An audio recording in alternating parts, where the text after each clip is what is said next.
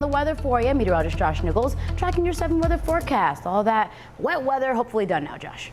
Yeah, but you know, it's good that we had it now because there's very little, if no rainfall coming over the next week or so. So this was sorely needed showers for the gardens, the farm fields, the lawns, and so much more. Made it up to 66 early in Buffalo today. Temperatures are starting to drop back and the humidity levels are coming down as well. And we've got a fresh breeze. And with that fresh breeze coming in out of the southwest off Lake Erie tomorrow, we're going to be a little bit cooler downtown than we will be inland. But look at this, no shortage of sunshine. Starting out the morning in the low 50s, and by 4 o'clock, we're in the mid 60s. Of course, maybe you have a ticket to go see the final day of the PGA at the Oak Hill Country Club out just outside of Rochester in Pittsford.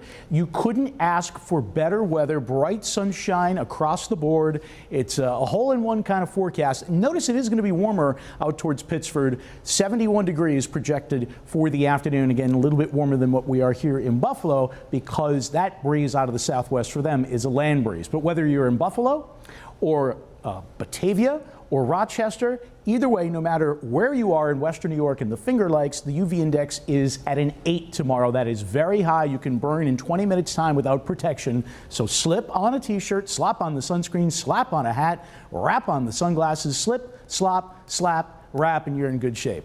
42 of an inch of rain in the gauge today brings our monthly total to just shy of 1.2 inches. So again, a big dent in the rainfall deficit. No more dents coming anytime soon. It's a very tiny chance of a shower during the course of the next several hours. One or two off the lake might try to make its way in, but I think it's more the exception rather than the rule. Still mostly cloudy out there. Again, the air is gradually drying out. 55 degrees, the wind fresh out of the southwest at 21 miles per hour. It'll stay fresh for the next few hours. We're at 58 in Niagara Falls, 57 Rochester. The front is now through. You can see this little swirl here. That is a little lobe of upper level low pressure. You can actually see the counterclockwise circulation there and see these little tiny showers within that feature. That is basically a batch of unsettled weather. So that's why there's this tiny chance of a shower as we head through the next few hours. Otherwise, the trend is our friend, and we will see some clearing during the overnight. When you wake up on Sunday morning, you start out pouring some coffee. 54 degrees in Buffalo, mostly sunny.